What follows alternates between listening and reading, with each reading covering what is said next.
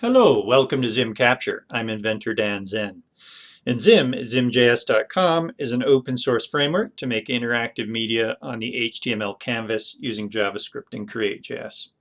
In this capture, we're going to take a look at grids and guides. These are two things that can help you lay things out on a page. Indeed, we're moving into captures about the pages module. So let's introduce you to the pages module. We'll go to the ZIM site at zimjs.com. And if we scroll down under examples, there's a pages example. So we click that. In the pages example, if we press the arrow here, it gives us central navigation. So all of these pages that we're seeing are added to a pages class, and then we can go to different pages, and it handles swiping. So here I'm swiping up. So swiping in hot spots. Here is the layout class, which allows you to lay things out. We'll talk about that in just a sec. Grids. So here are grids that are showing me where the pixels are, or if I hit the P key, it shows me percentage-wise. So we're going to take a look at the grids in this capture. And you can hide and show that grid as well. So if I hit the G key, it disappears. And there's also guides, which we'll show in this capture, which show us how far away we are, how far the cursor is from the guide. So we put a guide. We could find out, for instance, how wide the word guide is by going like this. And I look at the blue, and it tells me 202 pixels. How high it is, I would pick it up like that and look at the pink, and it tells me 44 pixels. If I wanted percentage, there it is telling me it's 6% or 34% in the width. Okay, so that's what we're looking at in this capture. Just briefly to show you the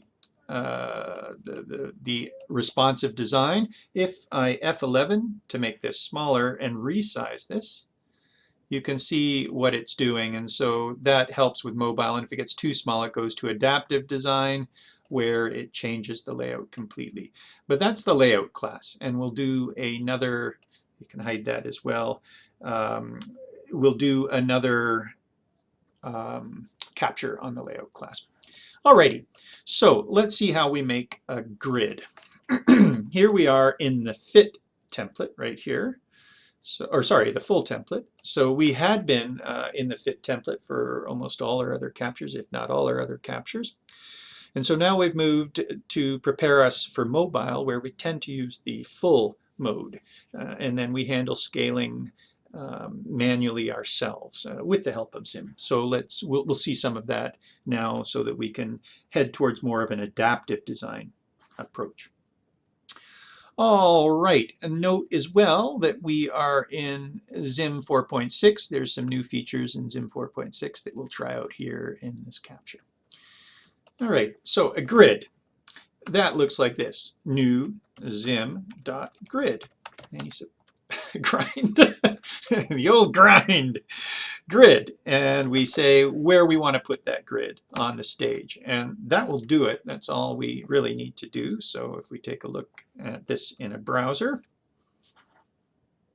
there's our grid, and this is telling us a percentage by default. If we hit the P key, we go to pixels, and you can specify which one you want to start off with when you make the grid as a parameter. But take a look at this. We're in the full mode, and with full mode, the canvas is made for us as big as the screen, and we're just sort of revealing the canvas. And note that there's no automatic scaling, so that grid isn't scaling. If I were to refresh here, then indeed the grid goes smaller, but it now doesn't scale from here. So to handle that, we call the resize method on the grid, and we do that in the resize event down here. So we'll want to capture that in a variable. Var grid is equal to a new ZIM grid. And then down here, where we're doing the resize event, that comes with ZIM frame. Now this might be your first time seeing a resize event, because in the fit mode, we don't have to worry about it. We build it in fit, and it just squishes it to fit it in the browser window, and it does all the resizing for us. So here we have to manually do it though. So we can say grid.resize like that, and that will update the grid for us as we go. So we refresh here. And now as we squeeze, you can see that that grid is updating. If I go to pixels, it looks a little bit different. The grid, sure enough, it's updating and it's going as big or small as needed. But note that this stuff doesn't change scale because that's pixels. So this is showing the pixels, and pixels are not scaling as we stretch this. The center is changing, but other than that, no. But if we go to percentage here, it does change. Now, it's kind of funny looking, but it makes sense. So these darker lines are 10%. So if you look over at the Y there, 10%, 20%, 30%, etc., all the way down to 100% off the bottom. And same with the X. So take a look at the top there, the X, you've got 10%, 20%, 30, etc., all the way up to 100%. And so as I squeeze this, it looks sort of funny because the percentages are getting smaller. So the grid actually changes as we're changing there. So now we can look at this and we can say, oh, you know, I wouldn't mind seeing a rectangle being placed at position 2020. I think that's where I want it. And you know that that's 20%, 20%, or indeed you can go finer. Now we do have ZIM place, which allows you to sort of drag the rectangle to the right place. And that will work fine for pixels, but it doesn't really work very well for percentage. It gives you the right place to start, but then as soon as your browser window changes, it's in the wrong place. So when we're in the world of a responsive design, we want to work with percentages and not pixels, which is what place does. All right, so let's place something, or put something somewhere without place. So var rect, for instance, is equal to a new zim dot rectangly, and we'll make it 500 by 500, and how about frame dot orange, frame dot porridge colored. And that could be any color, of course. You could just put quote orange there, but I like using the ZIM colors that are stored on the frame. And we'll add that to the stage. So that is dot add to, comma, stage, or the sage. So add to is new to ZIM 4.6. It's a chainable way that we can just tack on and add to. So this is what we made, and we want to add it to the stage rather than add child and round brackets, all of that. Okay. Let's see it. We haven't positioned it, so it'll go at 0, 0. It will be 500 by 500. And there it is. Is it 500 by 500? How can we tell? Well, we go to the pixels, and I put my cursor on the right-hand corner, and I can see it's 500 by 500 indeed. Okay. Now, what if we wanted to place this at 2020? Let's imagine a scenario where we want it to be 2020 and actually fit in this, well, not that box, going back to percentage here, 20% and 20%. So where's that? 20 and 20 right here, and fit in this box or something like that. Okay, so that would be, we go down to where we're doing the resize, and we would say, please position this. So position our rectangle, dot, well, let's scale it first. So dot scale. And we'll scale to a percentage. So we're using scale to a percentage of the stage, and we'll make it, say, 20% of the stage. And let's position it, dot pose. So we could use X and Y here, but dot pose was introduced in 4.6 to position something with a chainable sort of positioning in X and Y.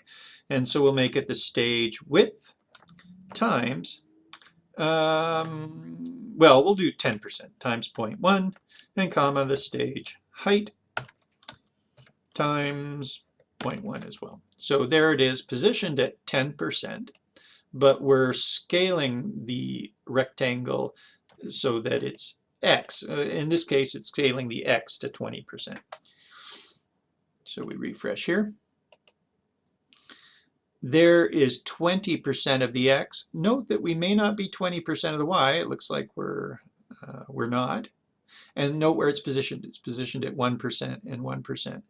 So that would be fine if we wanted our box there, our rectangle, to be 20% of the width, no matter how, how we have a screen size. So this is, a very thin iPhone 7 or 6 or whatever. This is a fat iPad, and we've positioned it there. That's responsive design with percentages.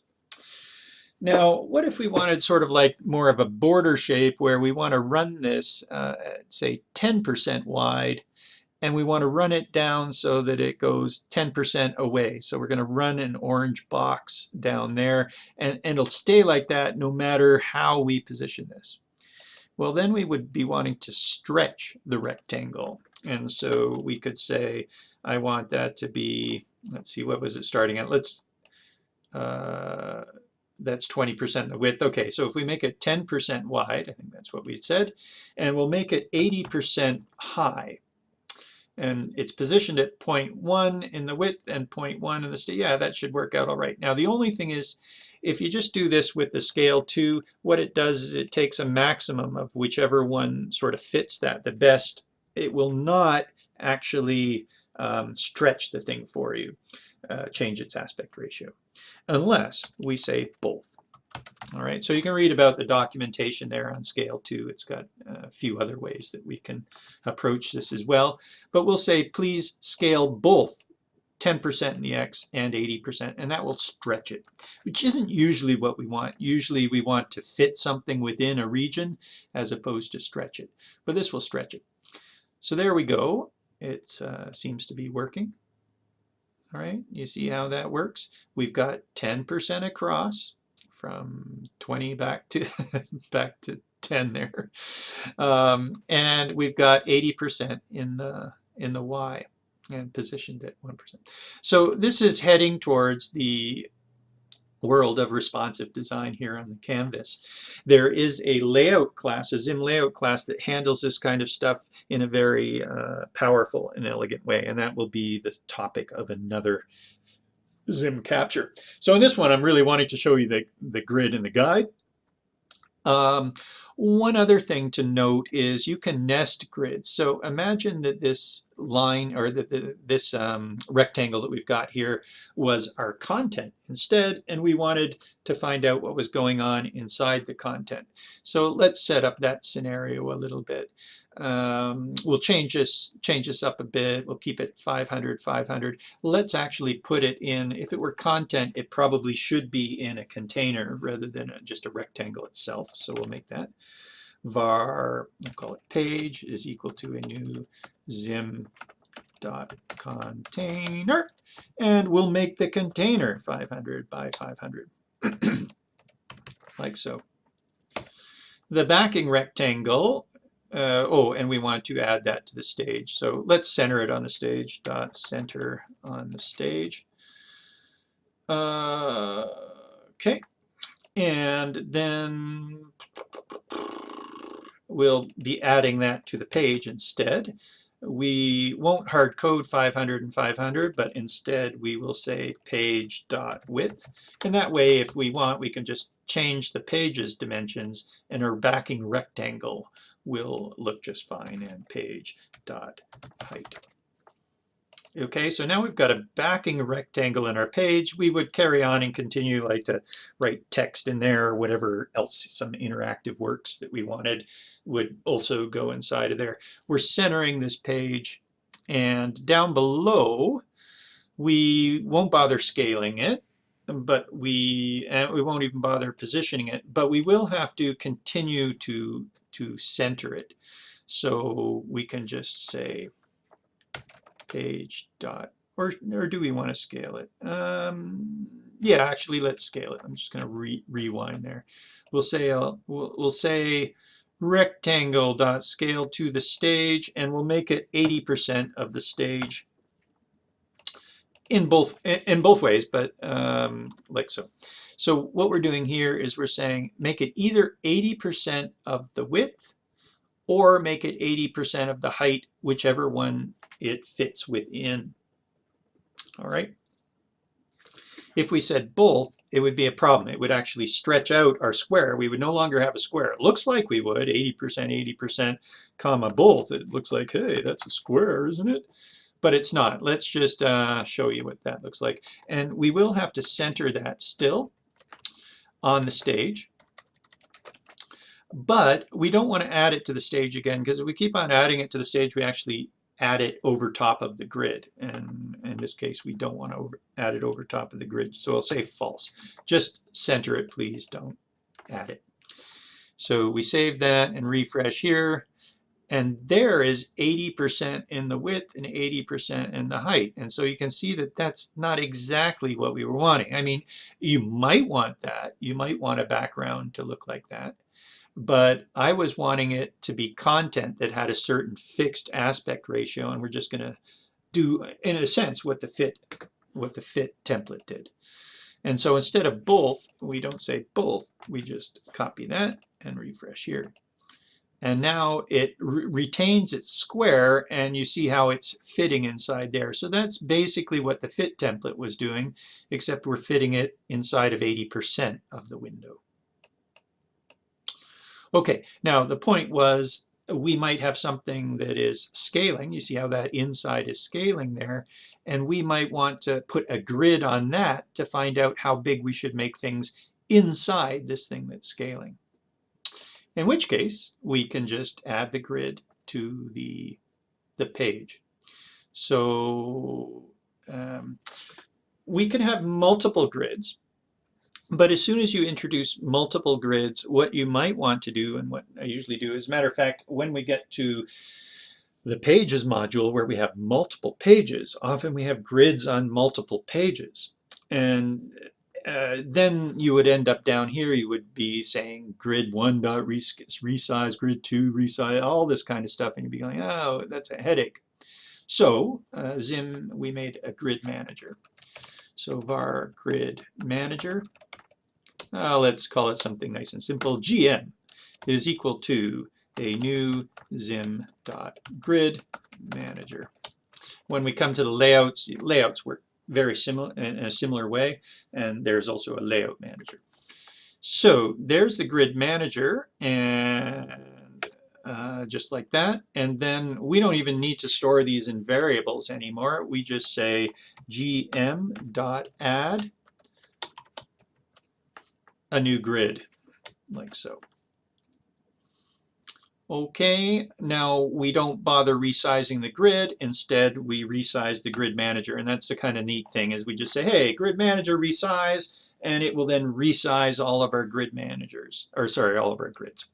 So if we save this, we should see basically the same thing that we've got now, where indeed our grid is resizing. Okay, so now we can just add another grid.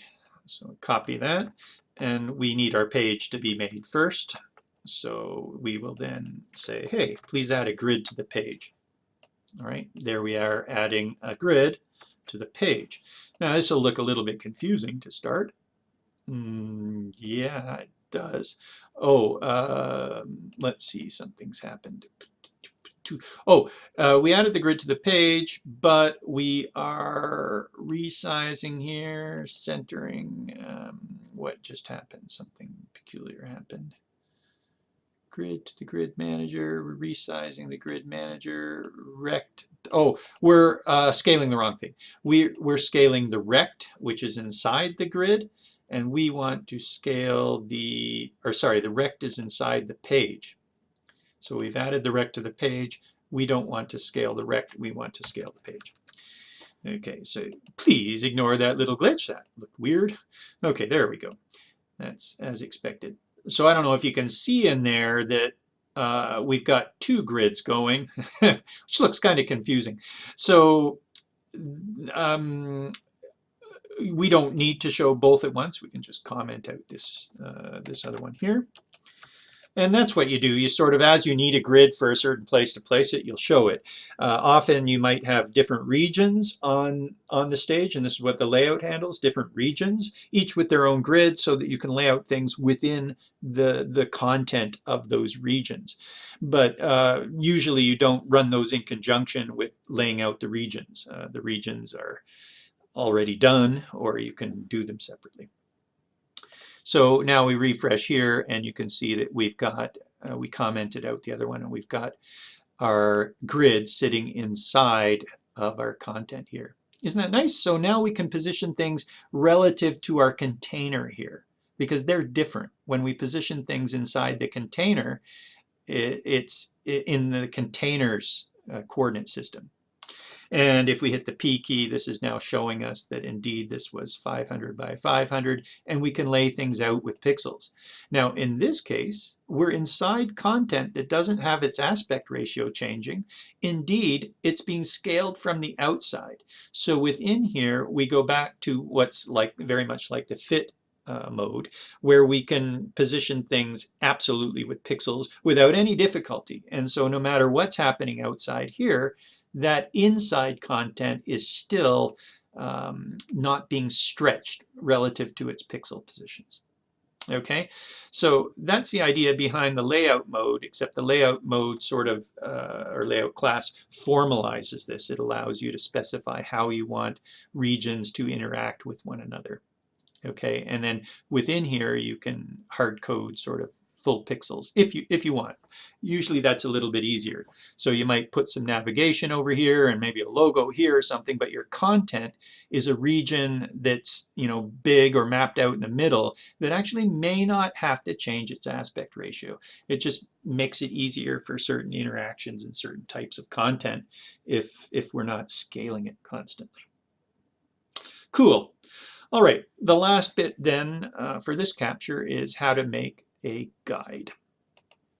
Okay, so we can make a guide like this, var guide. And the same thing will happen. We'll make a guide manager. Uh-oh, GM for grid manager, GM for guide manager. Okay. For now, anyway, we'll just make a new guide. Var guide is equal to a new ZIM dot guide, like that. And in the round brackets, we say where we want the guide. So in this case, we're adding the guide to the stage.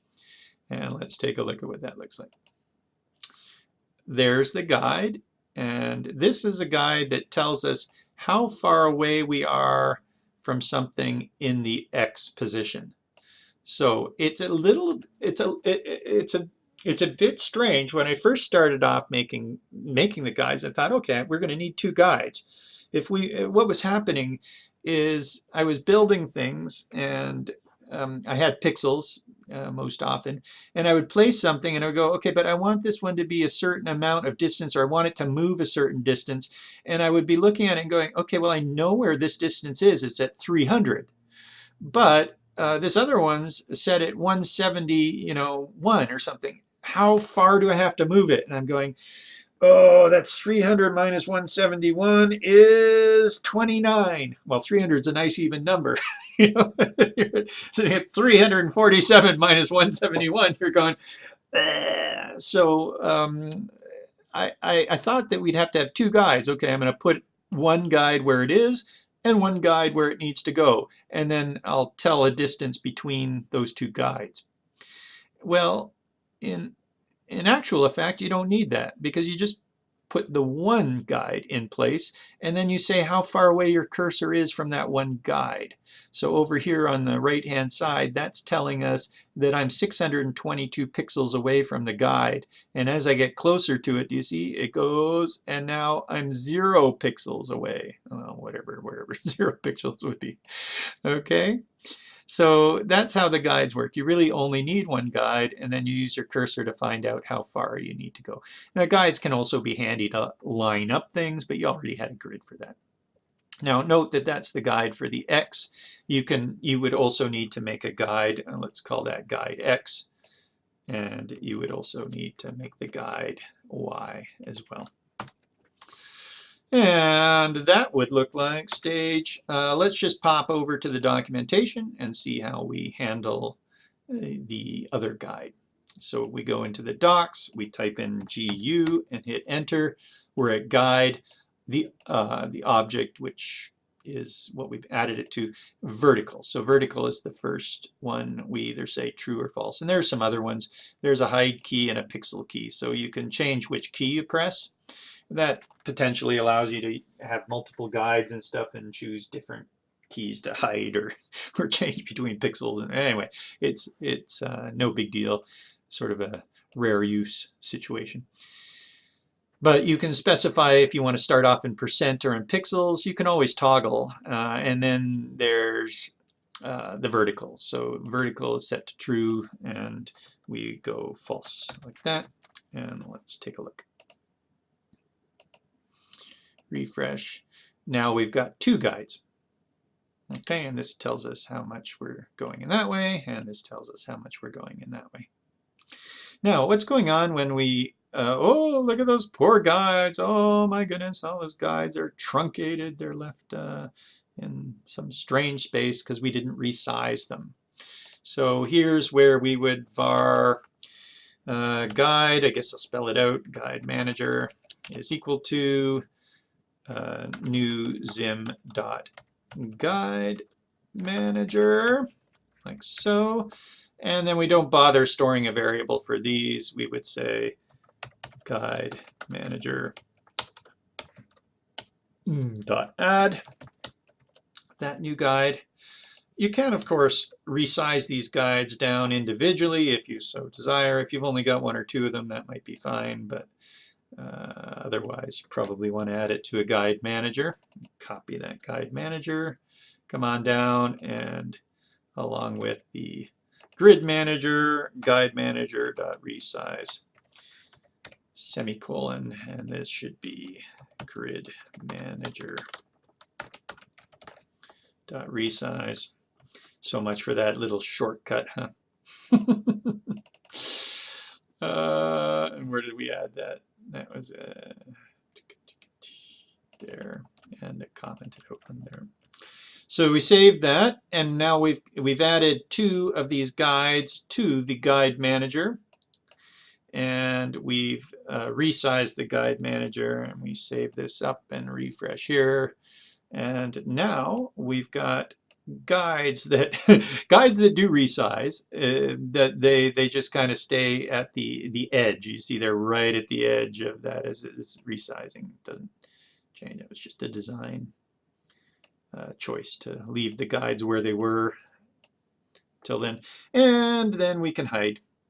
Bing, bing, bing. Okay.